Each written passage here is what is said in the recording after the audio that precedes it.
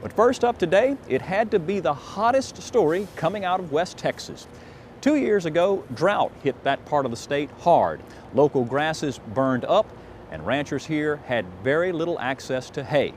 But that did not stop one West Texas cattleman from giving his cows something to eat. This week in Louisiana Agriculture's Avery Davidson is just burning to bring us his story. We're here about an hour and a half north of San Antonio, and it's been a relatively cool morning. You know, it's nice, it's brisk, it's a little foggy, but now my good friend Don Casey, well, he's about to heat it up. I guess you could say Don is a chef. He cooks up these prickly pear cactus for his cattle. And if you'll burn the thorns off the cactus, it's super nutritious food. Really? If you think about it, if they didn't have the thorns, we wouldn't have any, because the cows would eat it first and there wouldn't be any. If this is any indication, Don is probably right. His 30 cows come hungry as soon as they hear his propane-powered flamethrower. What I'm trying to do is make sure I get all the thorns. The ones at the bottom are hard to get. If you mess up and leave one, the cows will notice it, and they're amazingly smart. These cattle are worth the work for Don. You see, he nearly got out of the cattle business during the severe drought of 2011 when the state of Texas lost nearly half of its herd. That was what prompted the burning the prickly pear, because there's absolutely nothing for the cattle to eat. Trees were dying, the dirt was bare. You can see now that they decided they'd come have a little lunch over here. At the peak of the drought, Don sold all but 25 of his cows. Did this save your ranch?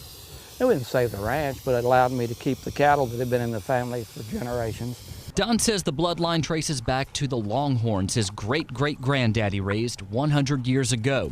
And some of the cacti he burns have been growing for 50 years. It's way cheaper than buying hay, probably 5% of the cost, assuming that I'm semi-retired, so my labor is free.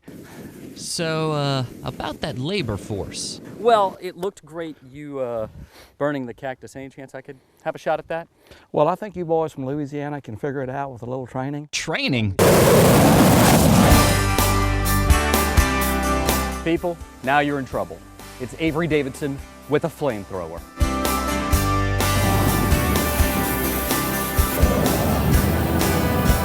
So how do you like your cactus? Medium, well done? It was probably a little too close to home asking about temperature. I almost feel like I'm making a big creme brulee. You know, you get that caramelization right on top.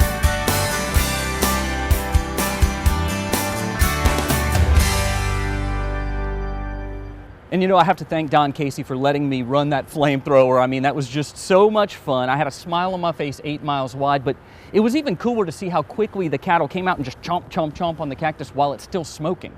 And when they hear the sound of that flamethrower, that's like a dinner bell to those cows. And what's amazing is they will eat those cactus right down to the nub. But there are so many cactus out there that the salad bar out at Don's place probably never closes. Oh no, and neither does the deer hunting. He took you out to a couple of those deer stands. He's got the one he called the Hilton. I didn't think you were going to leave. I got bitten by the deer hunting bug over the holidays, and I'll tell you, I could spend a lot of time in a West Texas deer stand, that's for sure.